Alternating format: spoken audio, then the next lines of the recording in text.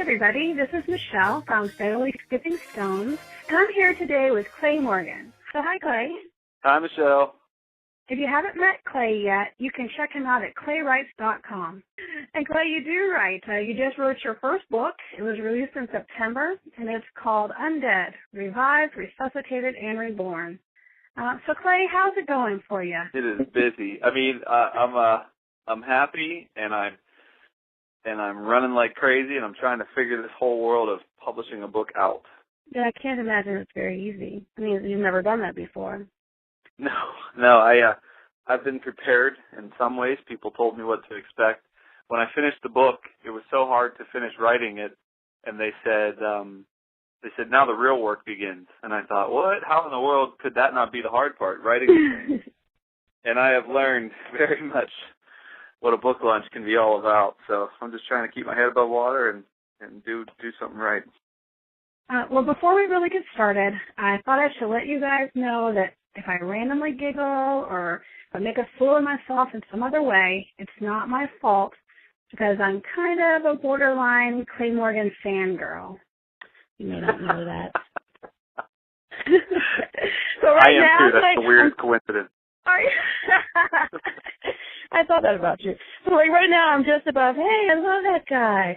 But I'm nowhere near writing what would be truly, truly horrific fan fiction. So you're welcome for that. That's awesome. But I am, well, when we get to that point, well, I'll let you know at the end of the interview. I am, a full-fledged claywrites.com blog stalker. Yes. So you got that going for you. We need more. We're a young community there at Playwright. Is that true?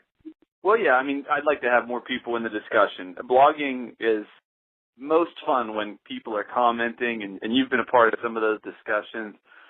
I write shorter and shorter posts, really, that are open-ended because I'd rather just get to the comment section. So the more voices, the merrier. All right. So I've been, stalking. I'm going to call it research. I've been researching your digital life and over the past month as I started reading the book. And I'm going to share some of the labels that people have attributed to you. Oh, okay.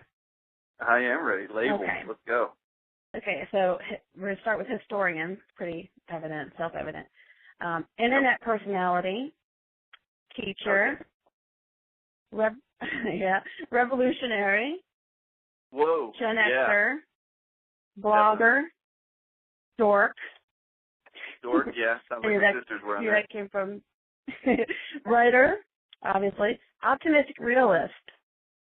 Zombie guy. Really. Professor. 80s baby. Christian educator. Goonie. Legend. Blog buddy. Quirky goofball. Pop culture teacher. And maybe my favorite, a real life Indiana Jones. I wanted to be Indiana Jones so bad. Did you? All right, well, let me ask you, that's a lot of hats. And I want to know, first of all, which one of those popped out to you do you identify with most? Like, who's Clay Morgan in your head? Well, he's definitely a dork. I always said someday I'm going to make being a dork popular. I don't know. My sisters always agreed that I was a dork at least. But, I don't know. I mean, I'm a teacher. That's kind of how I'm wired. And so even my writing, I hope that there's a teaching element in there at sometimes. But I guess the one thing that pulls it all together is a communicator. And that's kind of the all-encompassing for many of those hats. All right. Just out of curiosity, on the opposite side, anything pop out of that list that maybe somebody in there you don't know, you don't recognize, that people see in you that you don't see? Anything that I don't really see on that list. Yeah, you can remember the list. I don't think I'm a legend, that's for sure. Maybe a legend in my own mind. Far from being a legend. I mean, I've had some legendary moments, maybe as a teacher, but, most college teachers are pretty boring, so I can stand out in some people's memories, I guess. Okay, well, this is what you said about yourself, and you just said it just now. You said, I'm a communicator. I tell stories and find meaning, and I use words and stuff. See? So I want to know. There you go. You use words and stuff. So here's the question I have. I see that word all the time now, the communicator, and I want to know, like, how do you define that? Like, what does that mean to you? Because I don't always know what people are talking about. Can you define that? For me, it just means that for whatever reason, I like to, like I said, I do like to tell stories and find meaning. And I just have always been able to connect with people. So for whatever reason, I'm never the smartest guy in the room. But I always enjoy finding people, and that instant connection for me has always been something I'm comfortable with. Even when I really had no confidence as a younger guy and didn't know really, what my purpose was or what I was really good at, I could always talk to people. And so in conflict, in rooms full of strangers, rooms full of friends, whatever, I'm usually just pretty comfortable because I like connecting with people, and communication kind of follows from that. So, if there's one thing I hope people would see me as, it's someone who's easy to approach and who they can talk to. And, that part of that job is them knowing that I'm listening and that I'm interested in them. So being a communicator is more on the relationship side of things. All right. Well, and that answers my question, and it clarifies that for me. But clearly, you fill all those roles to a different degree, and for somebody somewhere. But I want to know which one of those fellows came up with the idea for Undead. Oh, now that one is an interesting question. Which one of those guys came up for Undead? I don't know if any of those. Maybe that would be Clay the Learner. The Learner. Interesting. The Learner. Well, the easiest way to learn about something is to teach it, and I've discovered that as a teacher now for how many years. But I was reading one night, and an idea just kind of smacked me between the eyes, and I started thinking about how zombies connect to ancient times and to biblical times and things like that, because I started realizing that some people were raised from the dead. And I was surprised to learn that 6 different people were reportedly raised from the dead in the New Testament. And I did not remember those stories. So I kind of started seeking out the information. And before I knew it, I had the seeds of an idea there. Well, moving on to Undead, you talk about the difference between merely existing and really living, and you use zombies as a metaphor for spiritual life and death. So I guess what I was thinking is that some of us, we kind of, and you say this, we shuffle through life like zombies. But, in the midst of all that, we know that there's more to be had. It seems to me like, we have to kind of die a little bit before we can be undead. We have to sacrifice some of the things from our zombie existence and that feel really real to us. And I'm just wondering if I'm kind of interpreting that correctly in the way, you meant it. One of the things I went around and around in my head with as I was writing this is that the metaphor works a number of different ways, right? So I talk about how people kind of become zombies. Like, I have been this in my life. I have been to that place where I feel so empty inside. And whether, it's during times of good, when there's plenty of positive things happening, and I think, man, all of these things are going well in my life, why do I still not feel complete? Or even after, my faith was kind of something that was very fulfilling in my life, there would be times when I would think, why am I so depressed today when I'm connected to the God of the universe? I'm supposed to have all this joy, and I'm supposed to be this vibrant, renewed creature, and I just feel like I'm kind of shambling through life, just going through the motions. And that's what's relatable for people, is that we all find ourselves there, and we know that it's supposed to be better because we've had a taste of that. You know, we all have a sense that there's something more for each one of us.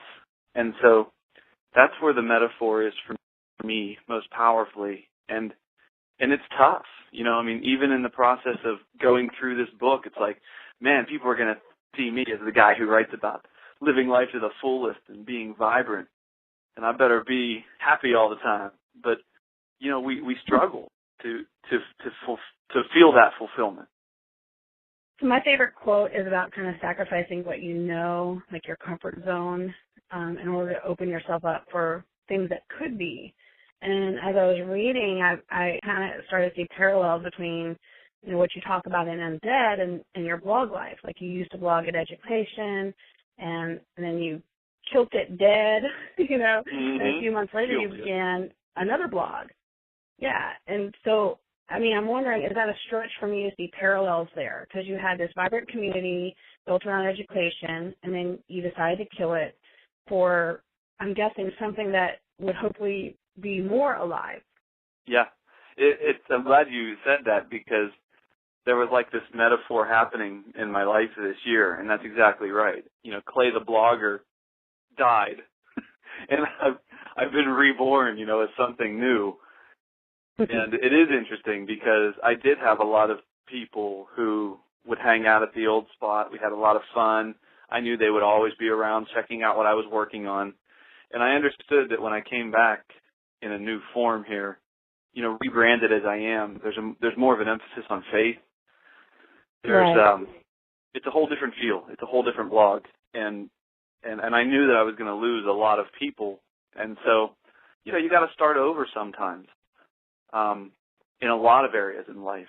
And I just knew that part of my life had run its course. That blog brought me a lot of wonderful things, in part, you know, this book included. But at the same time, I'm now meeting new people and making new relationships with people online. And I think most importantly, I'm writing what I'm supposed to be writing currently. And I'm doing what I'm supposed to be doing currently. And obviously, if your heart's not in something, something's wrong. And my heart wasn't really beating for education there at the end, which was this goofy blog about whatever. Like you say, you feel like you need to do this, and you talk about this in the book, too, is that, you know, we can't, it's not always moving forward into this great, bright, new wonderfulness. There's going to be pain involved. There's going to be letting go involved. But it's given up, you know, that shambling life for something more that we don't always see going into it, that it's more better. Yep. You know, I say it this way. Birth is a painful process, right? Everybody knows that. And when you talk about being reborn or creating something new, rebirth is also a painful process. It's exciting, and it rejuvenates us because new life always does. New creations are always exciting. But, yeah, it's hard. And sometimes, you know, you look at it and you say, do I want to pursue what is possible but unknown, and that's a little scary, or do I want to just stay right here where I kind of know I'm limited, but I'm familiar with it? And most people will choose an unpleasant situation that they're familiar with over possibilities that they can't see clearly. And I've always been a person who's not afraid to try things, and it is scary, but it's also exciting. And I mean, that happens in my life all the time, and that's something that in this last year, in particular, year and a half, it's hard. I have to stretch myself, and I have to force myself to do things that are so outside of my comfort zone that for other people would be like, what is she talking about? You know, that's easy. But yeah. No, we're not. Right. And I've failed. I've had my share of failing as well. All right, well, I want to talk a little bit about Clay Morgan, author. Shall we do that? Absolutely. One thing you mentioned a little bit earlier is about how, you know, you're writing this book and you wondered or worried about, am I putting out this image that I got it, I got this under control, but when really that's not the case. And I didn't get that from the book, by the way. I thought that your writing style is really, really personable. And in my stalking / research, it became really clear to me that people like you and that your writing makes even people who don't know you feel like they're friends with you. I mean, is that something that just falls out of your pen?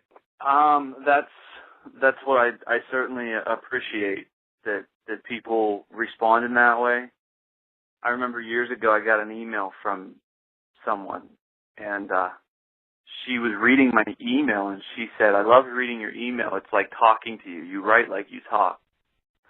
And I never forgot that, and it kind of became a theme as I started writing more, and I realized that people felt like they were having a conversation with me when they were reading the way I write. And I don't know where it comes from. I don't know if that seems to be a pattern, and I certainly appreciate that. So I guess I think like I talk. I don't know. Clear writing and good writing usually comes from clear thinking. So I try to think how I would explain something, and I guess there's not a whole lot of difference between the two. You're just being yourself. I am just, and I'm not going to hide anything. Like, I'm not. I think one of the reasons that I'm able to connect with people is because I'm gonna highlight my screw ups, and I'm gonna show you who I am and what I struggle with. And whether I'm speaking in front of a crowd or writing on the internet, I'm not afraid to be real, because I think we're all in the same boat. Just most of us pretend that we're not. So the guard comes down pretty quick when you start talking about how screwed up you are in your thinking. People are thinking, "Oh man, I'm messed up too. I could connect with that."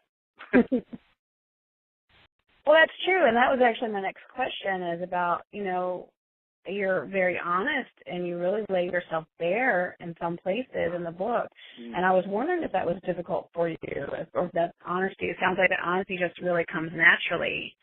And for me, as a person who struggles with, just about everything, I kind of find that really incredibly helpful, and I guess it's kind of inspiring for me that here's someone who, on the one hand, speaks with authority, but can also admit to not being so perfect.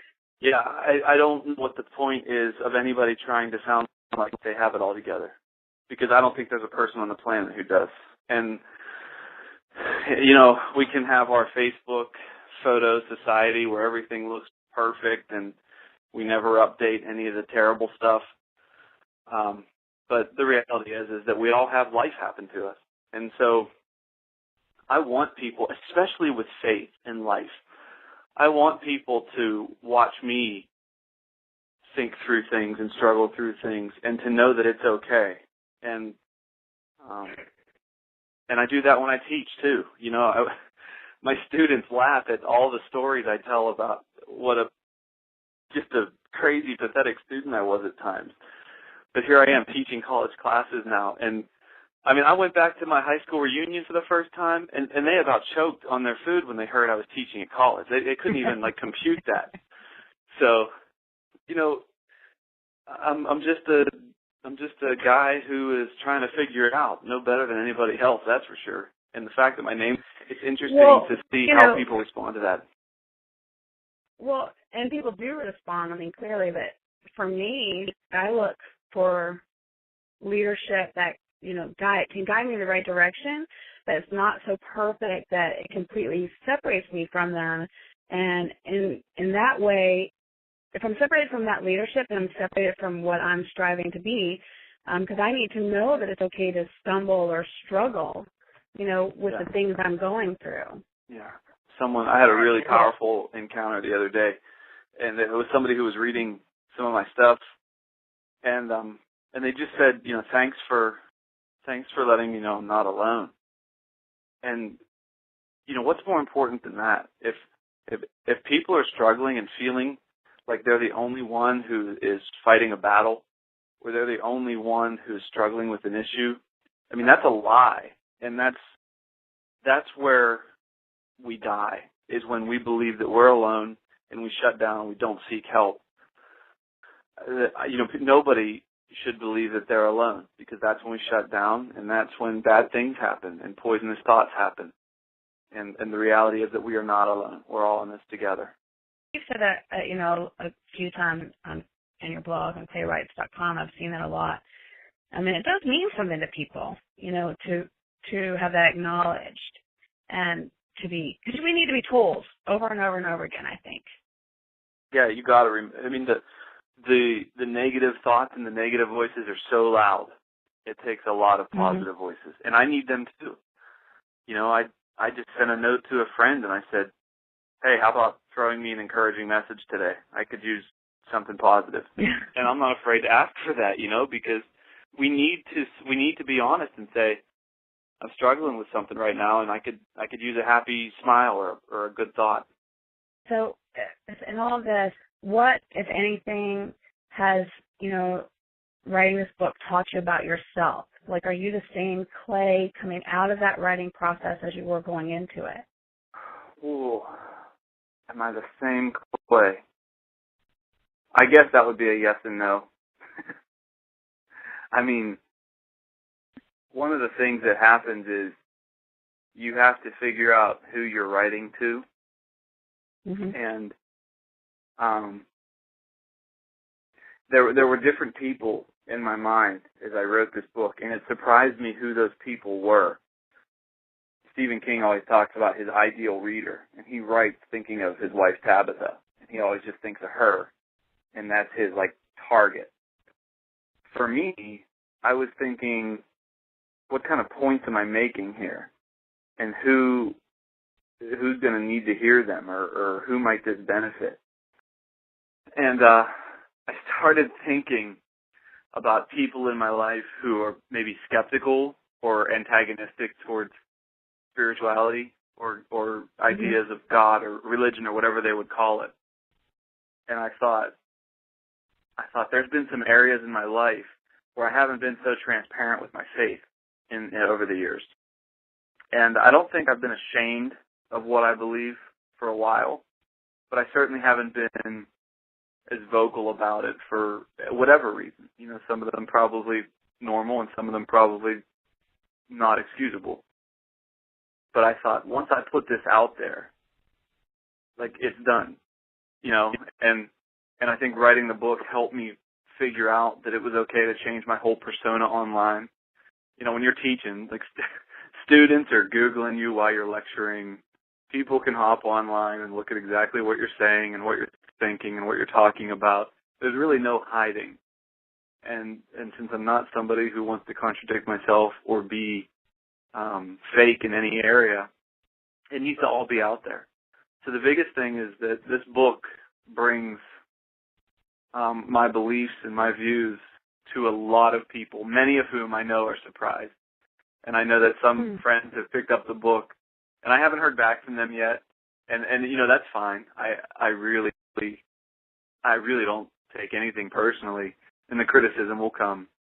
But there are some people who are probably weirded out, and they're thinking, "Oh wow, they've got all Jesus-y or something," and they're so used to that meaning.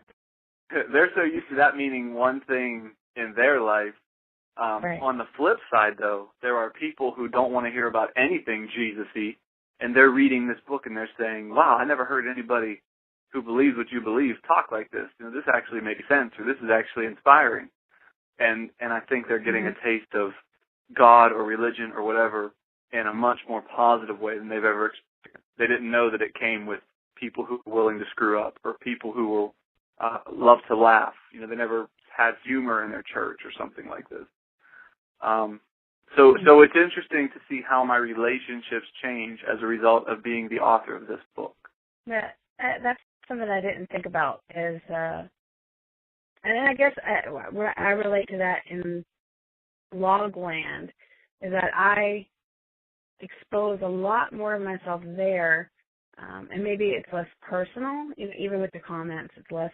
It's not face to face. I expose so much more of myself and a different side of myself there than I do perhaps on a normal interaction level. I mean, there's things that you talk about in a book or in a blog that they just flat don't come out in regular conversation. Maybe they should, but they don't.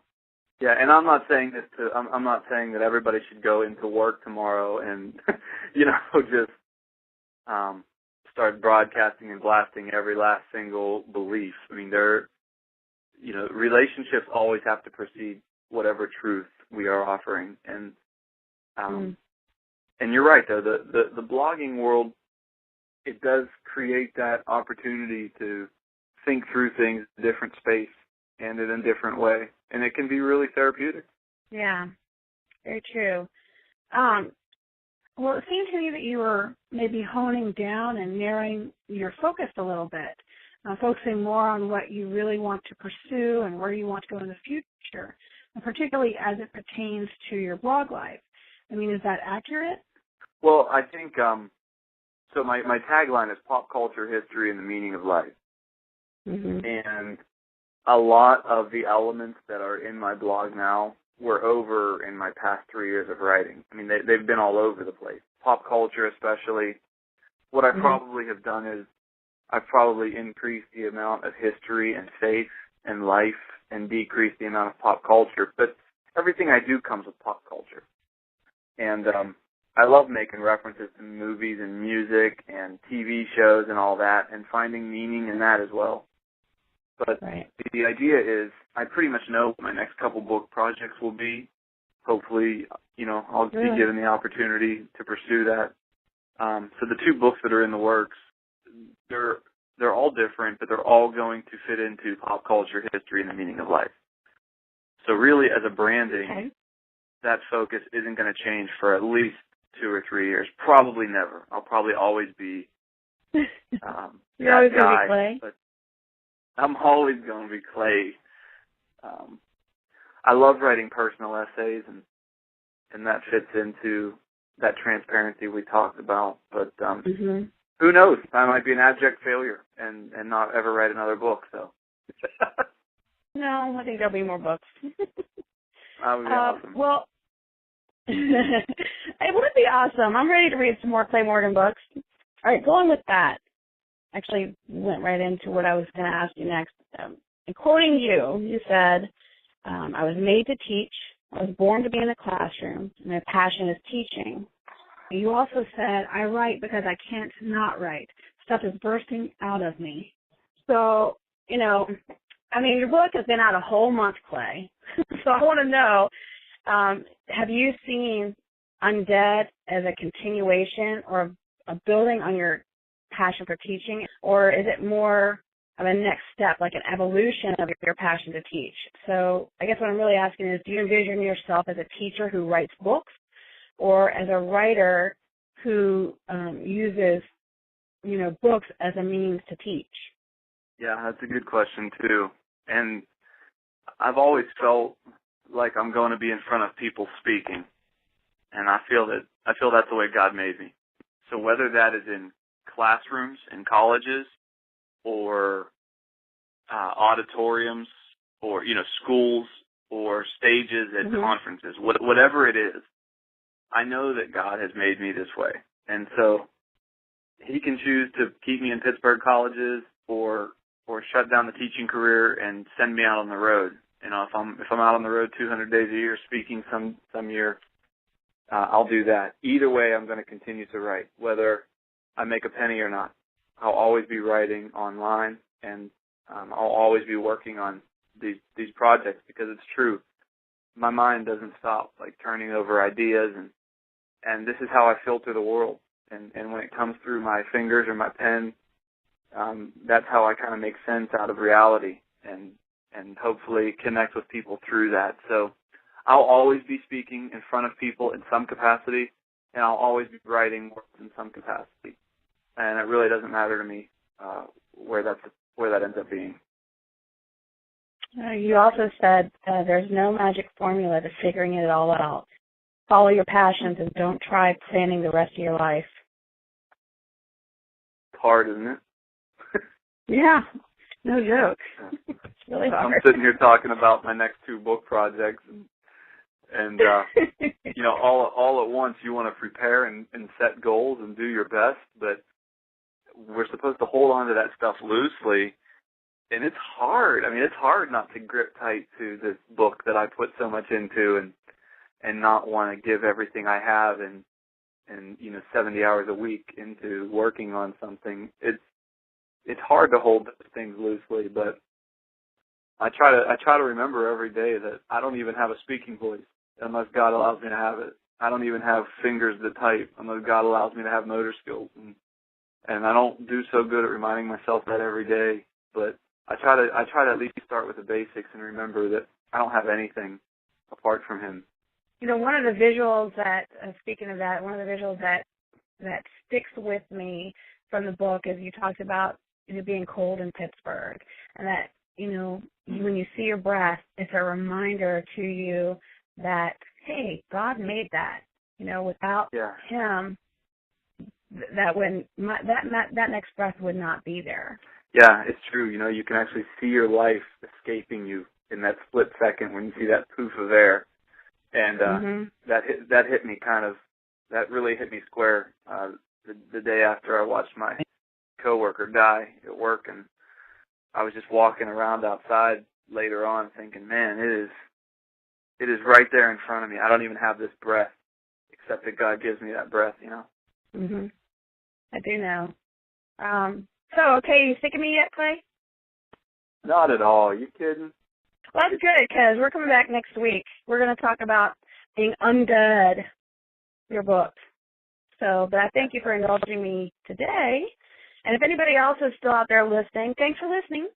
And Clay has to come back because he promised.